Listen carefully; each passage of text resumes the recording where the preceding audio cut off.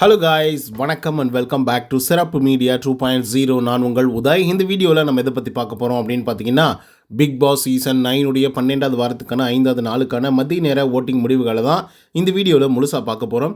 So இந்த வீடியோக்கு போகிறதுக்கு முன்னாடி நம்மளோட சேனலை சப்ஸ்கிரைப் பண்ணாதவங்க சப்ஸ்கிரைப் பண்ணி வச்சுக்கோங்க. பக்கத்தில் ஒரு பெல்லைக்கான் இருக்கும், அதையும் ப்ரெஸ் பண்ணி ஹாலில் போட்டுக்கோங்க. அப்போ தான் நாங்கள் அப்டேட் பண்ணுற ஒவ்வொரு வருஷமும் உங்களுக்கு நோட்டிஃபிகேஷன் வந்து சேரும். அது தாண்டி இந்த வீடியோவுக்கு குறைஞ்சபட்சம் ஒரு 1000 லைக்கான எதிர்பார்க்குறோம். ஸோ லைக்கை போடுங்க, வீடியோ பாருங்கள். வாங்க இன்று வீடியோக்கு நம்ம வந்து போகலாம்.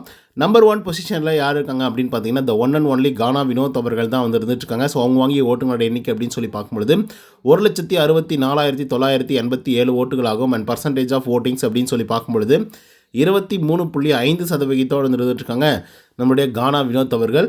ஸோ இவர் பார்த்திங்க அப்படின்னா ஒரு அட்டகாசமான ஒரு கேம் ப்ளே வந்து கொடுத்துட்ருக்காங்க. அவங்க ஃபேமிலி வரும்போது கூட வந்து பார்த்திங்கன்னா பயங்கர ப்ரௌடாக தான் வந்து பார்த்திங்கன்னா ஃபீல் பண்ணுற மாதிரி வந்து சில வேலைகள் வந்து பண்ணிகிட்டு இருந்தாங்க. சில பல வெறுப்புகளையும் வந்து பார்த்திங்க அப்படின்னா அவங்க கொட்டிட்டு தான் வந்து போயிருந்தாங்க. ஏன்னா நிறைய வீடியோக்கள் வந்து ஆதாரமாக வந்து கிடச்சிருக்கு. வாடி வா வீட்டுக்கு போனால் உன்னை வச்சு செஞ்சிடுறேன் அப்படிங்கிற மாதிரிலாம் வந்து சொல்லிட்டு போனாங்க. But end of the day Gaana வினோத்தோடைய ஃபேமிலி வந்தது மிகப்பெரிய அளவில் பார்த்திங்க அப்படின்னா ஒரு பாசிட்டிவாக அவருக்கு வந்து மாறி இருக்குது அப்படின்னு வந்து சொல்லலாம். ஸோ அவங்க ஃபேமிலி பார்க்கும்போது ரொம்ப க்யூட்டாக வந்து இருந்தது. ஸோ எல்லாரும் எதிர்பார்த்தது வேறு, ஆனால் அங்கே வந்தது வேறு. ஸோ அதுதான். 2வது பொசிஷனில் திவ்யா கணேஷ் வந்து இருக்காங்க. அவங்க வாங்கிய ஓட்டுங்களோட எண்ணிக்கை 1,09,857 ஓட்டுகளாகும். அண்ட் பர்சன்டேஜ் ஆஃப் ஓட்டிங்ஸ் அப்படின்னு சொல்லி பார்க்கும்பொழுது 15.65% இருந்துட்டுருக்காங்க திவ்யா கணேஷ் அவர்கள். ஸோ இவங்களை பொறுத்தவரையிலையும் ஒரு சூப்பர் பிளேயர் அப்படின்லாம் வந்து ரியலாக சொல்கிறேன், லிட்ரலாக சொல்கிறேன், வாய்ப்பே கிடையாது. அப்படி சொல்லவும் மாட்டேன். ஏன்னா ஒரு நல்ல பிளேயர் அப்படின்னா ஃபிசிக்கல் டாஸ்க்கு, மென்டலி டாஸ்க்கு, இந்த மாதிரி எல்லா டாஸ்க்குகளிலும் பயங்கர பாசிட்டிவாக ரொம்ப நல்லா வந்து பார்த்திங்க அப்படின்னா ப்ளே பண்ணிருக்கணும். இவங்க பண்ணியிருக்காங்க, நான் இல்லைன்னா சொல்லலை. பட் இருந்தாலும் ஒரு சூப்பராக இவ்வளோ வாக்குகள் வாங்குகிற அளவுக்கெல்லாம் ஒன்றுத்தையும் பண்ணல. ஆனாலும் இவ்வளோ வாக்குகள் வந்து வாங்கிட்டு இருக்காங்க.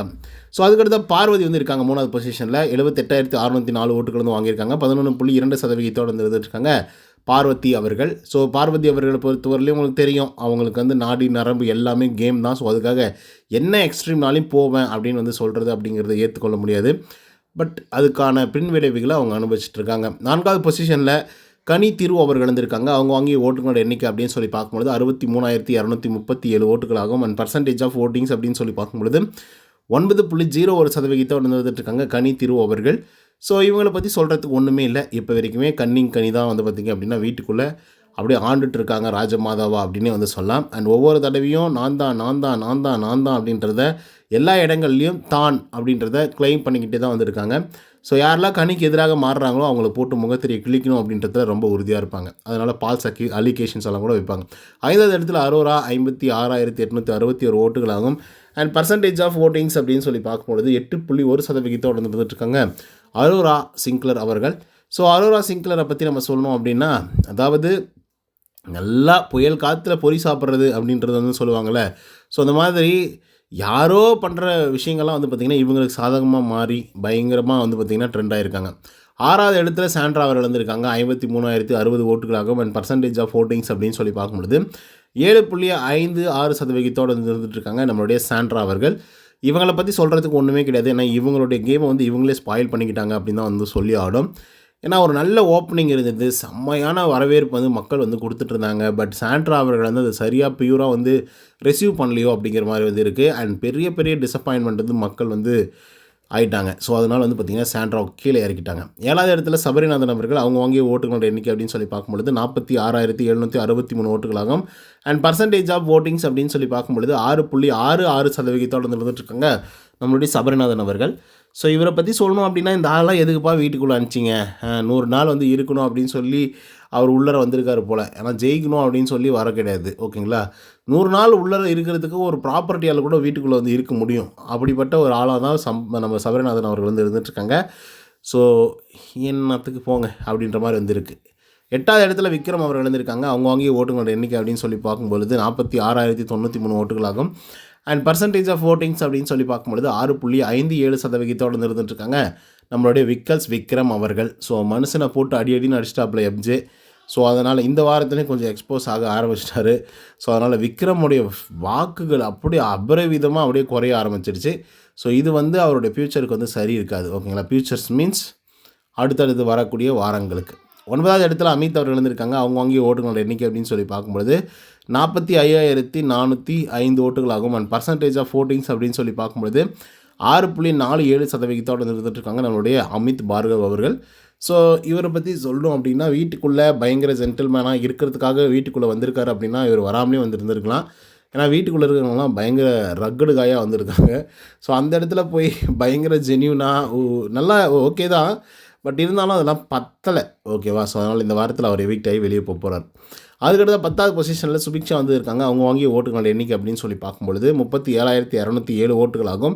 அண்ட் பர்சன்டேஜ் ஆஃப் வோட்டிங்ஸ் அப்படின்னு சொல்லி பார்க்கும்பொழுது 5.28% இருந்துட்டுருக்காங்க சுபிக்ஷா அவர்கள். ஓகேவா? ஸோ இப்போது ஓட்டிங் முடிவுகளை வந்து பார்த்துட்டோம். சுபிக்ஷா அவர்கள் தான் கடைசியாக இருக்காங்க. கண்டிப்பாக சுபிக்ஷா அவர்கள் எவிக்ட் ஆகி வெளியே போகிறாங்க. கண்டிப்பாக இந்த வாரத்தில் வந்து டபுள் எவிக்ஷன் இருக்கும் அப்படிங்கிறது நமக்கு நல்லா தெரியும். ஒன்று அமித் அவர்கள், இன்னொன்று சுபிக்ஷா அவர்கள். அமித் அவர்களை பற்றி நான் சொல்லும்போது ஒரு விஷயத்தை வந்து சொல்லியிருப்பேன். ஆக்சுவலாக ஜென்யூனாக கரெக்டாக இருந்த ஒரு ஆள், ஆனால் ஏன் தான் உள்ளர வந்தாருன்னு தெரியல, அதுவும் இந்த சீசனுக்கு எதுக்கு வந்தாருன்னு தெரியல அப்படின்னு வந்து சொல்லியிருந்தேன் இல்லையா? ஸோ இது எதுக்காக சொன்னேன் அப்படிங்கிறத ஒரு கிளாரிட்டியோடு நான் சொல்லணும்னு நான் நினைக்கிறேன். அது என்ன அப்படின்னு பார்த்தீங்க அப்படின்னா, வீட்டுக்குள்ளே இருக்கிறவங்க எல்லாருமே வந்து பார்த்திங்க அப்படின்னா பயங்கர மோசமான ஆட்களாக வந்து இருந்துகிட்ருக்காங்க. பயங்கர மோசம் அப்படிங்கிறத நான் எப்படி வந்து டிஃபைன் பண்ணுறேன் அப்படின்னு பார்த்தீங்கன்னா, ரொம்ப ரக்கடாக ஒரு கேமை வந்து எவ்வளோ மோசமாக விளையாட முடியுமோ அவ்வளோ மோசமாக விளையாடுறது, வார்த்தைகளை வந்து விட்டுறது, அதே போல் மற்றவங்கள பற்றி எதுவுமே வந்து பார்த்திங்கன்னா யோசிக்காமல் இருக்கிறது, மற்றவங்கள பற்றி கேவலமாக பேசுகிறது, இவங்க ஜெயிக்கணும் அப்படிங்கிறதுக்காக மற்றவங்கள வந்து எப்படினாலும் தரம் தாழ்த்தி கீழே போட்டு அழுத்துறது அப்படின்னு சொல்லி நிறைய விஷயங்கள் வந்து பார்த்திங்க அப்படின்னா பண்ணிட்டு வந்து இருந்துகிட்ருக்காங்க. ஓகேவா? ஸோ இவங்கள பார்த்தாலே ஒரு பேட் வைப்ரேஷனும் நெகட்டிவ் வைப்ரேஷனும் தான் வரும். ஓகேவா? ஸோ அப்படிப்பட்ட ஆட்கள் வீட்டுக்குள்ளே வந்து இருக்காங்க. அப்போது அமித் மாதிரியான ஆட்கள் வந்து உள்ளர வராங்க அப்படின்ற பட்சத்தில் இதெல்லாம் பத்தலை. அமித் ரொம்ப நல்ல மனுஷன், ஜென்யூனான ஒரு கேரக்டரு. அது மட்டும் இல்லாமல் மற்றவங்கள நல்லா மதிக்கக்கூடிய ஒரு கேரக்டரு, ரொம்ப அதிகமாக கோவப்படாத ஒரு கேரக்டரு. இப்போது அமித் அவர்களும் அதே தான், விக்ரம் அவர்களும் அதே தான். விக்ரம் வந்து தன்னுடைய வக்கரத்தை வந்து கரெக்டாக வெளியில் வந்து பார்த்திங்கன்னா காட்டுருவாப்பில். ஓகேங்களா? அதெல்லாம் வந்து லிட்ரலி கரெக்டு. ஓகே, அதெல்லாம் யாருமே விக்ரமுக்கு வந்து வக்கரம் இல்லை அப்படின்னு சொல்லி யாரும் கிளைம் பண்ண முடியாது. ஏன்னா அதெல்லாம் இருக்குது. ஓகேவா? காலை பிடிச்சி தள்ளி விடும்போது தூக்கி ஆதிரி மூஞ்சி கிஞ்சி உடஞ்சிருந்தா என்ன ஆயிருந்திருக்கும் அப்படின்லாம் கேள்வி கேட்கும் போதெல்லாம் இந்த வக்கரத்தோடைய அதாவது உச்சம் அப்படின்னு தான் வந்து சொல்லணும். ஓகேவா? ஸோ அந்த மாதிரி வேலைகளை அவர் பண்ணிகிட்ருக்கார். பட் அமித் அவர்கள் அப்படி ஏதாவது பண்ணாரா அப்படின்னு கேட்டிங்கன்னா, அந்த மாதிரி எதுவுமே இல்லை. ஓகேவா? இங்கே இருக்கிறத அங்கே சொல்லுவாப்புல, அங்கே இருக்கிறத இங்கே சொல்லுவார் அப்படின்னு சொல்லி பார்த்து போனால் கூட அட்லீஸ்ட் குறைஞ்சபட்சம் பார்வதியை பற்றி வினோத்கிட்ட பேசுவாப்புல. புரியுதுங்களா? ஸோ அதை வந்து ரொம்ப போயிட்டு அது பெருசாக இது பண்ணி அப்படியே அதை போட்டு குழப்பி அதை வச்சு ஒரு கேம் ப்ளே பண்ணி அந்த மாதிரி விளையாட்டு அந்த ஆள் விளையாடல. ஆனால் இந்த வீட்டுக்கு யார் ரிக்வயர்டாக இருந்தாங்க அப்படின்னு பார்த்தீங்கன்னா, ஒரு மாஸான ஒரு ஹீரோ வந்து இருந்திருக்கணும். ஓகேவா?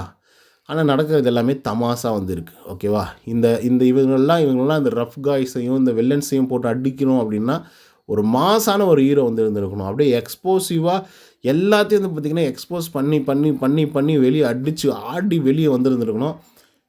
அப்படிப்பட்ட ஆட்கள் வந்து வந்திருக்கணும் உள்ளார. ஆனால் அங்கே நடந்த சீனே வந்து வேறு. ஸோ இவங்கெல்லாம் அதாவது அமித்தெல்லாம் சைடு ஆக்டராக தான் வந்து இருக்க முடியும். விக்ரமும் அப்படி தான் இருக்க முடியும். ஏன்னா அங்கே நெகட்டிவிட்டி தான் அதிகமாக இருக்குது. பாசிட்டிவ் வந்து ரொம்ப மைனர் லெவல் தான் வந்திருக்கு. ஸோ அதனால் இவங்களாலையும் ஒன்றும் பெருசாக வந்து பண்ண முடியல. ஸோ அதனால் சீசனே நாசனமாக போச்சு அப்படின்னு தான் வந்து சொல்லி ஆகணும். ஓகேவா? ஸோ அப்படி தான் மக்கள் நடந்தது. ஆனால் திவ்யா கிட்டே ஃபஸ்ட்டு அந்த ஸ்பார்க் வந்து இருந்தது. ஆனால் போக போக தான் ஃபஸ்ட் வீக்கே தெரிஞ்சிருச்சு அவங்கள பற்றி.